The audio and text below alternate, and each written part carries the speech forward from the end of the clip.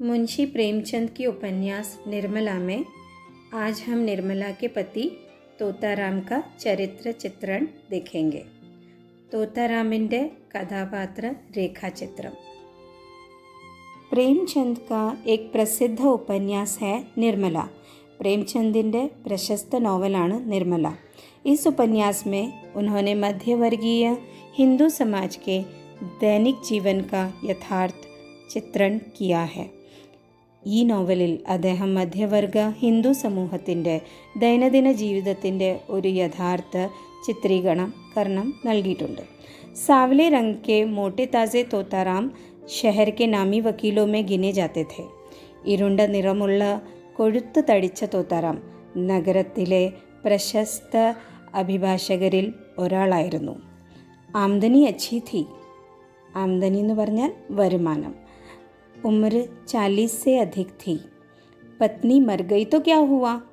രാജ്കുമാർ के समान सुंदर 3 लड़के थे. വരുമാനം നല്ലതായിരുന്നു. അദ്ദേഹത്തിന് വയസ്സ് 40 കഴിഞ്ഞിരുന്നു. ഭാര്യ മരിച്ചുപോയാൽ എന്ത്? രാജകുമാരന്മാരെ പോലെ 3 സുന്ദരന്മാരായ ആൺകുട്ടികൾ ഉണ്ടായിരുന്നു. जिनकी देखभाल के लिए विधवा दीदी रुक्मणी थी. नौकर चाकर महरी आदि भी थी. അവരെ നോക്കാൻ വിധവയായ ചേച്ചി രുക്മിണി ഉണ്ടായിരുന്നു. വേലക്കാരും വേലക്കാരികളും ഒക്കെ ഉണ്ടായിരുന്നു.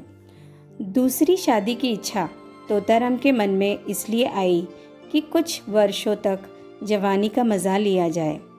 യൗവനം കുറച്ചു വർഷം കൂടി ആസ്വദിക്കാനായി രണ്ടാം വിവാഹത്തിനുള്ള ആഗ്രഹം തോത്താറാമിൻ്റെ മനസ്സിൽ വന്നു. ലഡ്കോ की देखभाल तो बस ബഹാന മാത്ര था. ആൺകുട്ടികളെ പരിപാലിക്കാൻ ആരെങ്കിലും വേണമെന്നത് വെറും ഒരു ഒഴികഴിവ് മാത്രമായിരുന്നു. തോത്താറാം और निर्मला में ആകാശ് പാതാൾ का अंतर है. തോത്താറാമും നിർമ്മലയും തമ്മിൽ ആകാശവും പാതാളവും പോലെയുള്ള വ്യത്യാസമുണ്ടായിരുന്നു. ഏക് രത്നജട്ടിൽ മഹൽ तो दूसरा ഖണ്ഡഹർ. ഒരാൾ രത്നസമുച്ചമായ കൊട്ടാരവും മറ്റൊന്ന് അവശിഷ്ടങ്ങളും. निर्मला जब सज धज कर ओठों पर मधुर मुस्कान लिए खड़ी रहती हो तो रूप यौवन की ज्वाला तोताराम की दृष्टि में ज्वालामुखी लगती है. ചുണ്ടിൽ മധുരമുള്ള പുഞ്ചിരിയുമായി ഒരുങ്ങി ചമഞ്ഞ് നിർമ്മല നിൽക്കുമ്പോൾ ആ രൂപത്തിൻ്റെ തീജ്വാല അഗ്നിപർവ്വതം പോലെ തോത്താറാമിന് കാണപ്പെട്ടു. വേ സഹം ജാത്തെ ഹെ.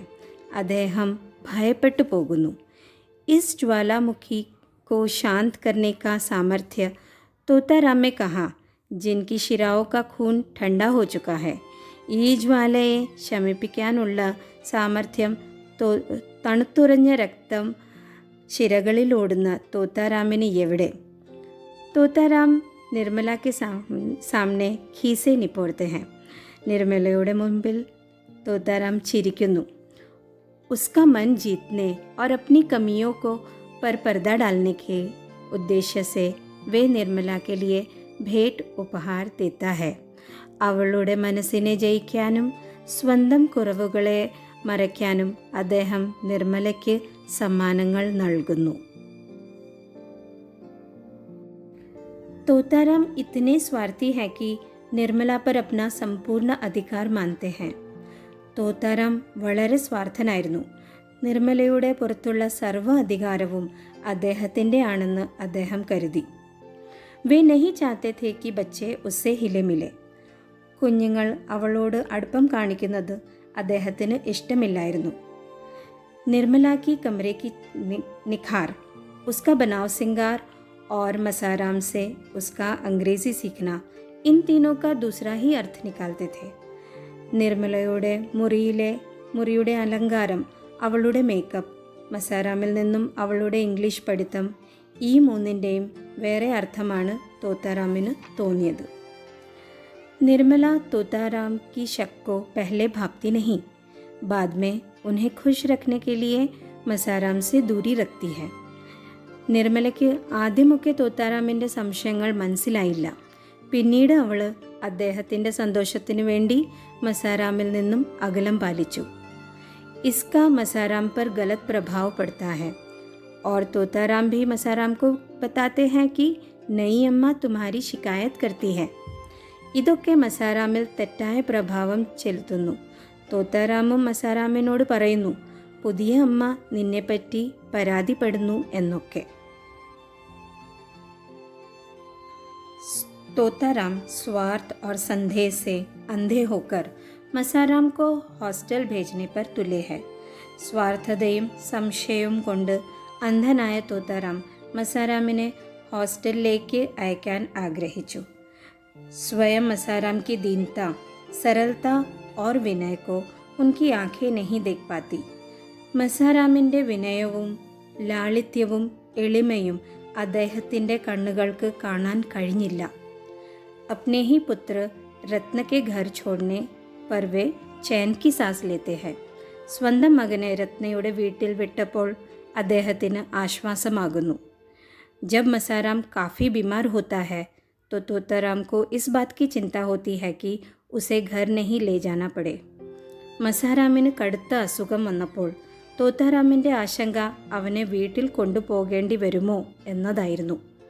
मसाराम अस्पताल जाने की जिद करता है तो शंकाकुल बाप मन ही मन खुश होते हैं.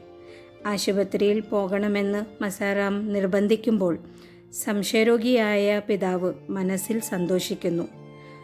तोताराम को स्पष्ट होता है कि यदि मसाराम को कुछ हो जाए तो वे ही उत्तरदायी है. മസാറാമിന് എന്തെങ്കിലും സംഭവിച്ചാൽ അയാൾ തന്നെ ആണ് അതിൻ്റെ ഉത്തരവാദി എന്ന് തോത്താറാമിന് വ്യക്തമായിരുന്നു. घर से आभूषणों की चोरी होने पर തോത്താറാം थाने में रिपोर्ट लिखा देता है.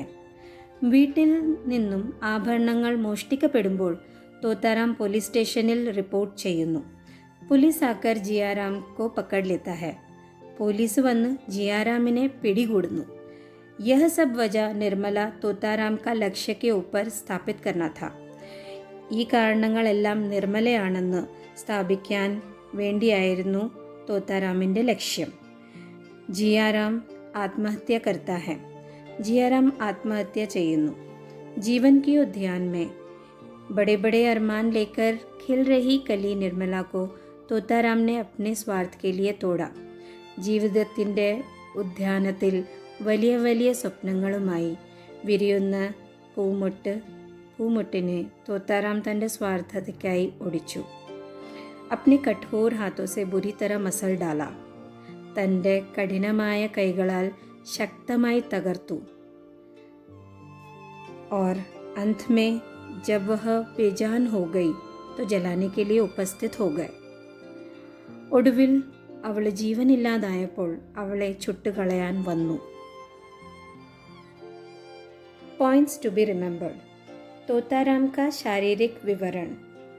उम्र 40 से अधिक, सांवला रंग, मोटे ताज़े.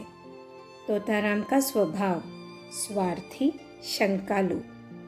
तोताराम की सामाजिक स्थिति. तोताराम नामी वकीलों में गिने जाते थे. तोताराम के बच्चे मसाराम, जियाराम, सियाराम. New words. कुछ शब्दों के अर्थ आपकी जानकारी के लिए. കുറച്ച് വേർഡ്സിൻ്റെ അർത്ഥങ്ങൾ ഇവിടെ മലയാളത്തിൽ കൊടുത്തിട്ടുണ്ട്, എല്ലാവർക്കും മനസ്സിലാകുവാൻ വേണ്ടി. നന്ദി.